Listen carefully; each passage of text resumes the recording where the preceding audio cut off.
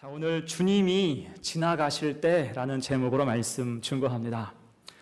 지난 수요일에 갑자기 1층 소외배실 에어컨이 고장이 났어요. 그곳은 냉난방기를 가장 많이 쓰는 곳입니다.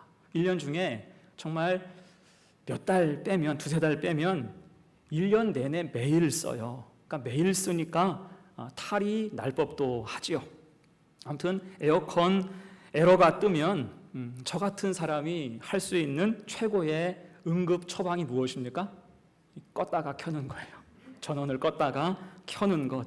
이걸 여러 번 해도 안 되더라고요. 그래서 부랴부랴 제가 AS를 신청을 했습니다. 그랬더니 여름이라서 스케줄이 꽉 차 있어서 한 주 넘게 시간이 걸린답니다. 잔뜩 밀려 있다는 거죠. 그래서 결국에는 이번 주 금요일에 일정을 잡게 됐습니다. 그리고 전화를 끊으려고 하는데 안내하시는 분이 저한테 이런 말을 해요. 선생님, 모르는 전화가 만약에 오면 꼭 받으세요. 취소가 되면 조금 일찍 전화가 갈 수도 있어요. 그거 받으시면 일찍 갈 수 있습니다. 제가 그래서 그때부터 전화를 잘 받을 결심을 했습니다. 어떤 전화가 오든지 내가 전화를 받으리라. 모든 전화를 후다닥 3초 안에 받았어요. 그랬더니 별 이상한 전화를 다 받았습니다. 보험하라고 전화 왔고 인터넷 바꾸라고 그런 전화도 받았어요. 자, 그러다가 고장난 다음 날 점심쯤에 정말 고대했던 전화가 왔어요. 모르는 번호길래 한번 울리기도 전에 제가 받았습니다. 그랬더니 AS 기사님이 하시는 첫 마디 말이 진짜 빨리 받으시네요. 그러더라고요. 진짜 빨리 받으시네요. 그렇게 고장난 다음 날 바로 AS를 받게 됐는데 이제 기사님이 교회에 왔을 거 아니에요? 보니까 낯이 조금 익어요. 그 알고 보니까 작년에 우리 본당 에어컨 설치할 때 오셨던 분이에요. 익산의 어느 교회 집사님입니다. 그분이 자기 스케줄표를 쭉 보는데 다음 주에 우리 교회가 있는 것을 보고 다른 일정이 취소되자 바로 우리 교회를 거기에 끼워 넣어서 전화를 주셨다는 거예요. 그래도 제가 전화를 안 받았으면 이건 어쩔 수 없어요. 다음으로 넘어갈 수밖에 없는데 다행히 전화를 빨리 받으셨다라고 저한테 말씀을 하셨습니다. 그렇게 하루 만에 고쳤어요. 돈은 비록 많이 들었지만 그래도 하루 만에 고쳐서 얼마나 다행인지 너무나 감사한 시간이었습니다. 제가 이 일을 겪으면서 그런 생각을 했어요. 내가 할 수 있는 한 최선을 다할 때 선한 은혜가 부어질 수 있구나. 내가 할 수 있는 한 최선 다할 때 도우시는 은혜, 돌보시는 은혜로 선한 길이 열릴 수가 있겠구나. 사실은 AS 접수까지는 제가 할 수 있었지만 그 이후의 일들은 제 손을 다 벗어난 일이잖아요. 단지 전화 받는 것 하나, 그것을 잘 하는 것이 제 몫이었습니다. 그래서 그 작은 일 한 가지에 성실했더니 우리 교회를 기억하신 분을 통해서 더 빨리 일이 진척되었고 예상보다 훨씬 빠르게 문제가 해결된 줄로 믿습니다. 여러분, 하나님께서 우리의 삶을 이끌어 가시는 방식도 이와 비슷한 것 같아요. 우리가 때로 기도하고 기다리지만 언제 응답하실지 알 수가 없어요. 이에 우리가 할 수 있는 최선 그 한 가지는 낙심하지 말고 지금 할 수 있는 일에 최선을 다하라는 것입니다. 이것이 성도가 가질 바른 신앙의 자세일 거예요. 그럴 때 주의 인도하심은 놀랍게도 우리가 예상치 못한 은혜의 방식으로 우리에게 임하실 줄로 믿습니다. 자, 그런 의미에서 오늘 말씀은 제자를 부르시는 장면이에요. 주님이 지나가실 때에 일어난 일이에요. 오늘 말씀상으로는 모든 게 다 순조롭게 진행됩니다. 그런데 과연 이 일이 진짜 순조로웠을까?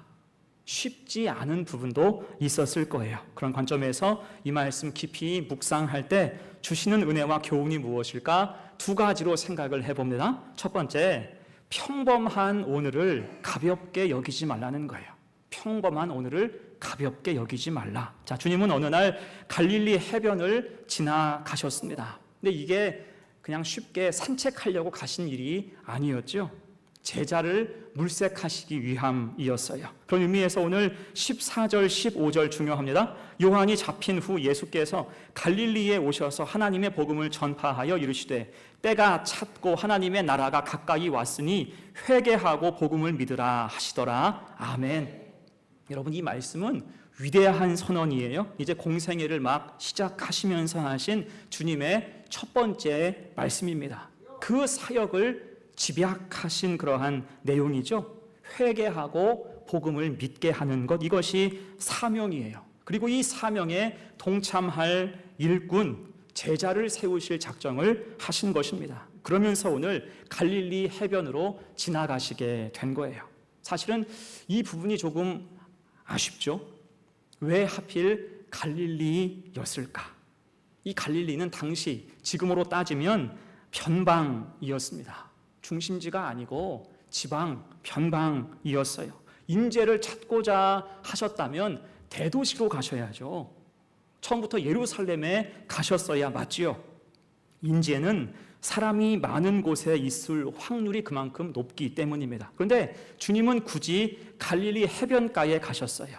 왜일까요? 그것은 지금 주님이 그곳에 계셨고 주님 앞에 그들이 있었기 때문입니다. 주님이 사용 못하실 사람은 아무도 없다라는 거예요. 예전에 제가 좋아했던 미국 드라마 중에 맥가이버라고 있었어요. 기억하시죠? 맥가이버. 제가 이것을 얼마나 좋아했든지 맥가이버 역할을 맡았던 배우의 이름을 지금도 기억합니다. 뭔지 아세요? 누군지 아세요? 리차드 딘 앤더슨이라는 배우였고요. 성우는 배한성 씨가 맡아서 했습니다. 제가 그 시절에, 어린 시절에 외국 배우의 이름 풀네임을 아는 경우가 그리 많지 않아요. 너무 좋아했으니까 자막 보면서 외운 것이 지금도 기억나는 것입니다. 그 정도로 좋아했어요. 아무튼 이 드라마가 참 재미있었는데 이때 맥가이버는 궁지에 몰리면 뭔가 기발한 생각과 과학 지식으로 그 위기를 모면하곤 했습니다. 그리고는 뭔가 번뜩이는 아이디어가 떠오르면 할아버지는 항상 나에게 말씀하셨지. 시그니처 대사가 나와요. 그리고 나서 문제를 해결해 나갑니다. 특히 주변에 있는 물건을 사용해서 그 유명한 맥가이버 칼로 뚝딱뚝딱 어떤 특별한 발명품을 만들어서 위기를 모면하고 전세를 역전시키곤 했어요. 이때 중요한 게 뭡니까? 항상 주변을 이용했다는 거예요. 주변에 있는 잡다한 것을 이용해서 위기를 돌파했어요. 자, 지금 주님도 그와 비슷하신 것입니다. 주님은 갈릴리에서 사역을 시작하셨기 때문에 그 근처에 있는 흔한 어부들을 통해서 제자를 세우신 거예요. 그리고 비슷하게 어느 지역이든지 로마는 세금 걷기에 혈안이 되어 있기 때문에 주님의 제자 중에는 세리도 있었던 것입니다. 그리고 갈릴리에는 반골 기질의 사람이 많았기 때문에 저항 운동을 했던 열심 당원 출신도 제자에 포함될 수가 있었던 거예요. 자, 그러면 이게 그냥 지나가는 사람 아무나 붙잡고 너 제자해라, 그렇게 제자로 세우신 걸까요? 그렇지는 않습니다. 다만 두 가지를 보신 것 같아요. 그게 뭐냐면 성실과 신실입니다. 기억하세요. 성실과 신실, 삶의 성실함과 하나님 앞에서의 신실함입니다. 곧 현재의 처지, 직업, 그런 걸 바라보는 색안경을 벗고 그 성실함과 신실함을 주로 보셨다는 거예요. 그래서 제자로 뽑힌 사람들은 일상의 자리에서 우선 성실한 사람이었습니다. 오늘 16절을 보면 시몬과 그 형제 안드레가 바다에 그물 던지는 것을 보시니라고 말씀하고 있죠. 그들이 일하는 것을 유심히 바라보셨다, 그러한 뜻이에요. 그리고 나서 유명한 말씀을 하셨습니다. 나를 따라오라, 내가 너희로 사람을 낚는 어부가 되게 하리라. 아멘. 현재 그들이 일하는 모습을 빗대서 그들을 부르신 거예요. 그 정도로 주님이 보실 때 그들이 열심히 일하는 것이 인상적이었다는 거죠. 그들 삶의 태도를 인정하신 것과 같습니다. 요한과 야고보도 그래요. 그들이 금을 깁는 모습을 보신 후에 부르셨습니다. 곧 그들은 평범한 오늘을 가볍게 여기며 살지 않았다는 거예요. 여러분, 그래서 하나님은 우리의 일상, 그 평범한 자리에서 은혜 주실 때가 많습니다. 이에 성도는 항상 삶 가운데 성실함이 있어야 하는 줄로 믿습니다. 이것이 기본 중의 기본이라고 할 수가 있어요. 자, 그렇게 부르시자 이들은 주님의 부르심에 즉시 응답했어요. 오늘 말씀으로는 선뜻 따라 나서게 됐습니다. 이때 이들의 결정에 대해서 오늘 성경은 한 줄로 처리하면서 굉장히 순조로웠을 것으로 보이지만 과연 실제로도 이렇게 쉬웠을까요? 아닐 것 같아요.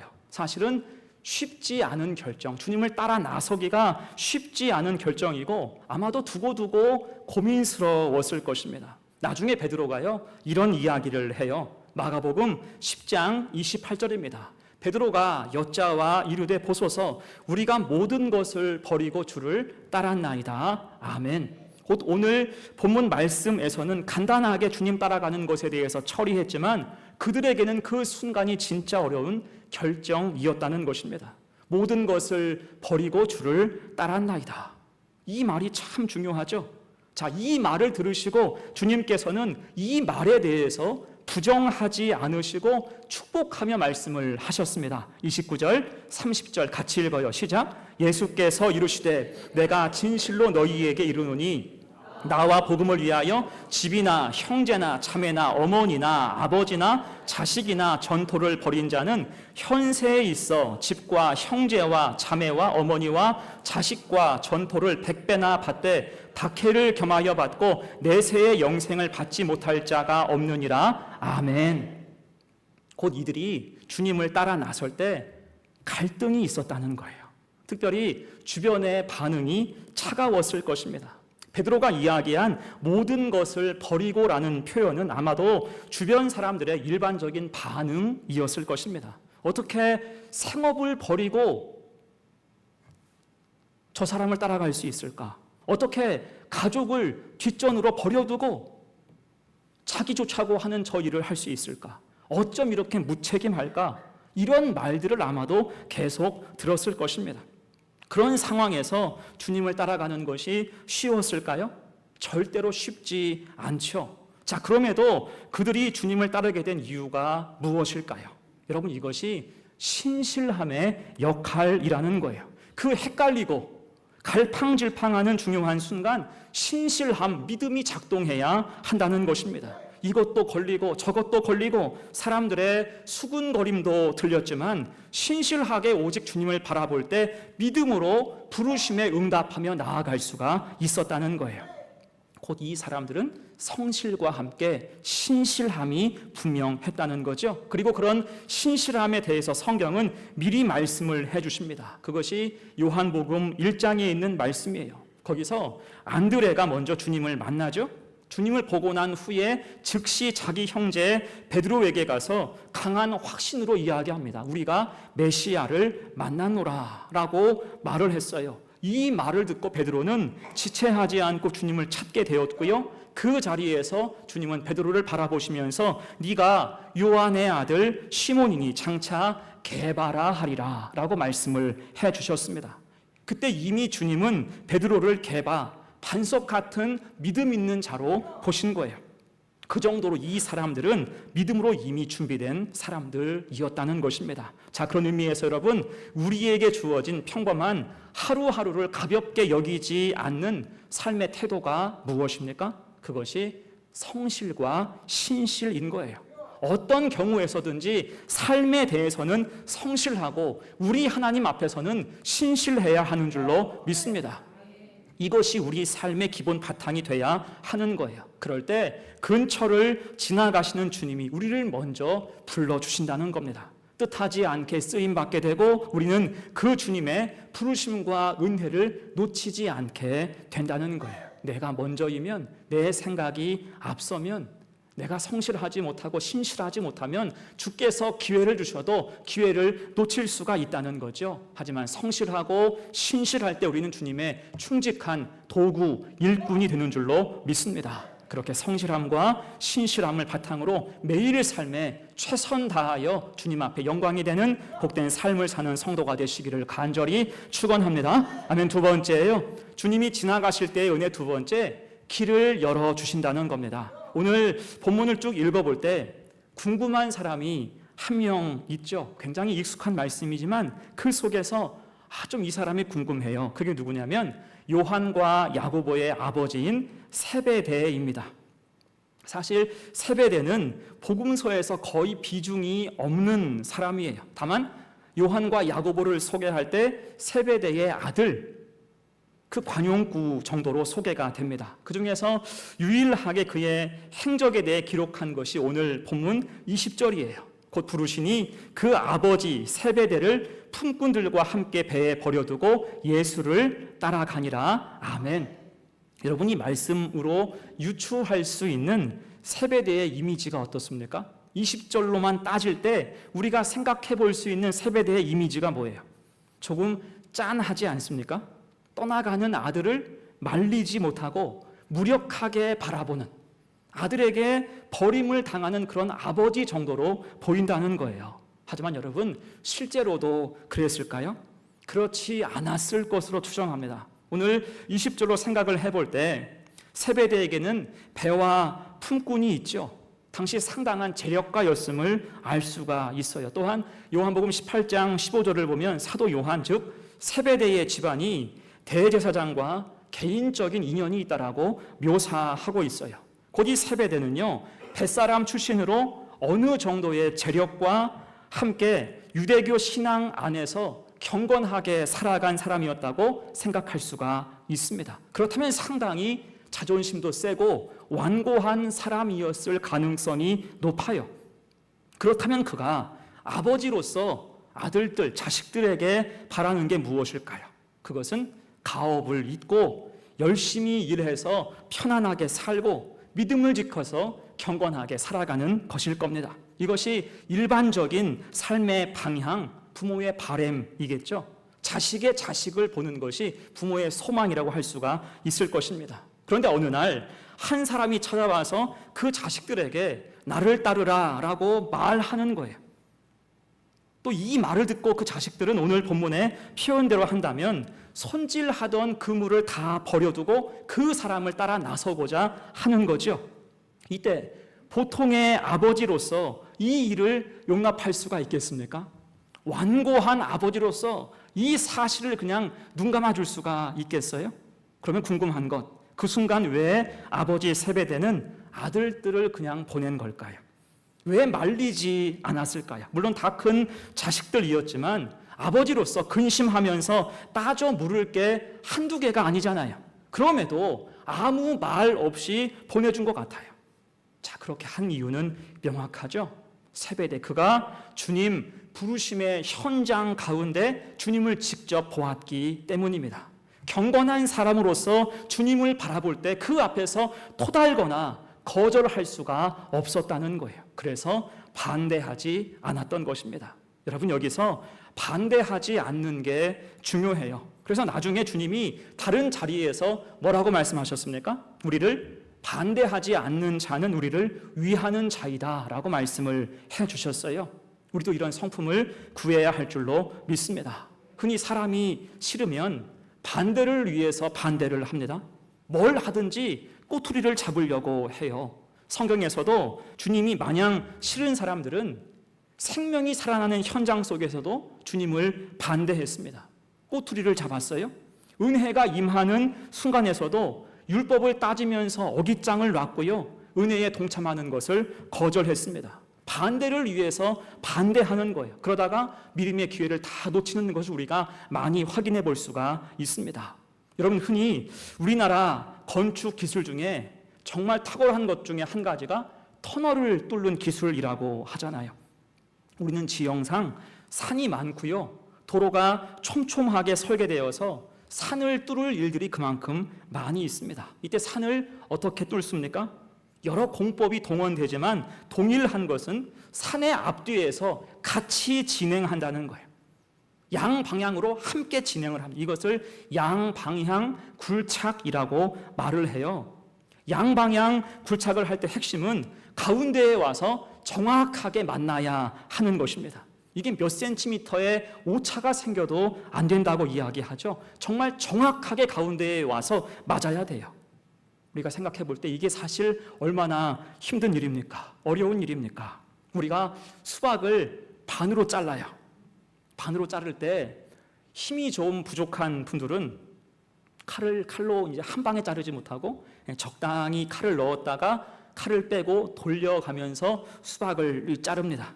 그렇게 한 바퀴 돌려서 잘라보면 처음과 끝이 딱 맞게 잘려집니까? 아니죠. 칼이 엉뚱한 데 가 있어요. 그래서 보면 단차가 생겨 있습니다. 그러니까 칼이 수박에 들어가는 각도가 달라져서 나중에 단차가 생기는 거예요. 울퉁불퉁하게 잘려지잖아요. 이렇게 수박 하나 정확히 자르기도 어려운데 터널을 양방향에서 뚫어서 딱 들어맞게 한다는 것, 이것이 얼마나 어려운 일이겠어요. 그런데 그것을 해낸다고요. 그만큼 고도의 측량 기술과 굴착의 정밀도를 갖추고 있다라고 생각하면 정확할 것입니다. 자, 그런 면에서 여러분, 주님이 우리 인생 가운데 하시는 일이 무엇입니까? 믿음의 양방향 굴착이에요. 기억하세요. 믿음의 양방향 굴착. 우리가 믿음 가지고 살고자 할 때 나 혼자 고군분투해서 될 일이 아니라는 거예요. 그 반대쪽에서 주님이 파오심을 믿습니다. 그래서 뜻하지 않게 우리 삶의 은혜의 길이 열리는 거예요. 이것을 은혜라고 말하지요. 곧 요한과 야고보가 성실함과 신실함으로 주님을 따르고자 했을 때 이를 보고 근심하는 아버지, 반대할 수 있는 아버지 세베대의 마음을 주님께서 감동감화하실 때 버려두고 예수를 따르니라. 이 은혜의 역사가 임한 줄로 믿습니다. 그래서 우리가 꼭 기억할 것, 내가 믿음의 길에서 큰 벽이 내 앞에 있어도 낙심하지 말 것은 그 반대쪽에서 주님이 길을 내고 있으시기 때문이라는 겁니다. 그래서 우리가 기억할 것, 내가 할 일을 포기하지 말라는 것입니다. 주님이 일하고 계시니 내가 하는 이 믿음의 일도 포기하지 말아야 돼요. 믿음의 방향을 꺾지 말고 그 길로 나아가야 할 것입니다. 이것이 주님이 인도하시는 선한 길로 가는 우리 성도의 자세가 되는 줄로 믿습니다. 자, 그렇게 요한과 야고보는 아버지를 이제 통과해서 주님을 따라 나서게 됐습니다. 그럼 이제 누가 문제예요? 그 자리에 없던 사람, 세베대의 아내 요한과 야고보의 어머니가 문제인 거예요. 우리가 상상력을 조금 발휘해 본다면 세베대 부부는 아마 그날 밤에 부부싸움을 했을지도 모릅니다. 아니, 아버지라는 사람이 자식들을 어떻게 그렇게 그냥 보냅니까? 라고 따지고 다그쳤을 것 같아요. 또한 이놈의 자식들이 헛바람이 들어서 혹은 일하기 싫어서 다 도망쳤구나 라고 괘씸하게 여겼을 수 있습니다. 충분히 그럴만하잖아요. 그래서 이후 보면 세베대 어머니는 시간 날 때마다 아들의 행적을 쫓아가요. 처음에는 이게 내가 무슨 팔자냐, 웬 고생이냐, 신경질이 났을 것 같습니다. 하지만 그 현장을 따라다니면서 주님 말씀을 한 번, 두 번 들었을 때 그 마음이 점점 달라지는 거죠. 말씀이 그 속에 스며들면서 믿음이 생겨나는 것입니다. 다만 그 믿음이 아직 여물지 못해서 한번 큰 사고를 치잖아요. 인간적인 욕심을 부려서 무작정 주님을 찾아갔으니 그게 그 유명한 인사청탁 사건이라 할 수가 있습니다. 마태복음 20장 20절 21절, 그때 세베대의 아들의 어머니가 그 아들들을 데리고 예수께 와서 절하며 무엇을 구하니 예수께서 이르시되 무엇을 원하느냐 이르되 나의 이 두 아들을 주의 나라에서 하나는 주의 우편에 하나는 주의 좌편에 앉게 명하소서. 어떻습니까? 오로지 세상적인 생각으로만 지금 가득해요. 주님을 성공의 도구로만 여기는 것입니다. 그러나 주님은 요한과 야고보의 어머니를 비롯해서 그곳에 있는 모든 사람을 향해서 이렇게 말씀하셨습니다. 오늘 주보에 나와 있는 요절 말씀 같이 읽어요. 시작. 너희 중에 누구든지 크고자 하는 자는 너희를 섬기는 자가 되고 너희 중에 누구든지 으뜸이 되고자 하는 자는 너희의 종이 되어야 하리라. 아멘. 정말 중요한 진리의 말씀을 선포해 주셨습니다. 자, 이때가 성경학자들이 이야기하는 그 어머니에게 진짜 믿음이 들어간 시점이라는 거예요. 다른 말로 하면 요한과 야고보의 어머니는 그 믿음이 인간적인 욕심을 다 숨기지 못할 만큼 들쭉날쭉 했었다고요. 그럼에도 그가 주님을 따라다닐 때 주님 앞에 있을 때 주님이 온전한 믿음의 길을 찾아주신 줄로 믿습니다. 곧 나는 조금 빗들 수 있어요. 내가 믿음 생활을 하고 있지만 조금 문제가 있을 수 있습니다. 그럼에도 믿음의 끈을 놓치지 않고 붙잡고 나아갈 때 반대편에서 길을 여시는 주님은 정확히 나를 만나주시고 그렇게 믿음의 길은 활짝 열릴 수 있다라는 것입니다. 결국에 이 요한과 야고보의 어머니 어떻게 돼요? 마태복음 27장 55절 56절 같이 읽습니다. 시작. 예수를 섬기며 갈릴리에서부터 따라온 많은 여자가 거기 있어 멀리서 바라보고 있으니 그 중에는 막달라 마리아와 또 야고보와 요셉의 어머니 마리아와 또 세베대의 아들들의 어머니도 있더라. 아멘. 그는 이제 끝까지 주님의 십자가를 지킨 사람, 주님을 따르는 사람이 되었습니다. 여러분, 그래서 주님은 어떤 분이십니까? 길을 여시는 분이에요. 주님이 지나가실 때 반드시 길은 열립니다. 여러분, 삭개오나 바디메오, 니고데모, 혈류증 걸린 여인, 회당장, 야이로, 이들의 공통점이 무엇입니까? 주님이 지나가실 때 주님을 붙잡았더니 인생의 길이 열린 사람들이에요.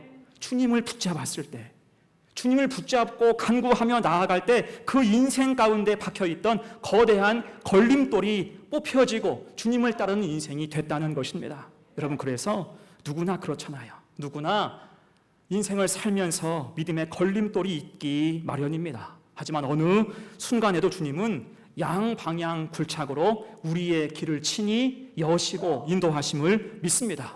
우리가 선을 행하되 낙심하지 말지니 포기하지 아니하면 때가 이름에 거두리라. 아멘. 열어주신다는 거예요. 곧 우리가 믿음으로 가는 길에서 때로 큰 벽, 큰 산을 만날지라도 낙심하지 말 것은 그 반대쪽에서 주님은 길을 열고 계시다는 거예요. 내가 빗둘게 간다 할지라도 주님이 옳게 맞춰주세요. 내가 힘이 부족할 때 주님이 밀어주시고 끌어주신다는 것입니다. 이 사실을 잘 기억해서 내가 막힌 현지의 그 길 앞에서 주저앉지 말고 낙심하지 말고 은혜 붙들고 나아갈 때 주님이 일하시는 은혜, 나에게 은혜 주시기 위해서 친히 일하시는 그 은혜를 체험하는, 맛보는 귀한 성도와 교회가 되시기를 간절히 축원합니다. 다음에 이제 말씀을 마무리합니다. 여러분, 주님이 지나가실 때 우리 삶에는 은혜와 역사가 일어납니다. 이를 위해서 우리는 평범한 일상 속에서 항상 성실함과 신실함으로 살아야 돼요.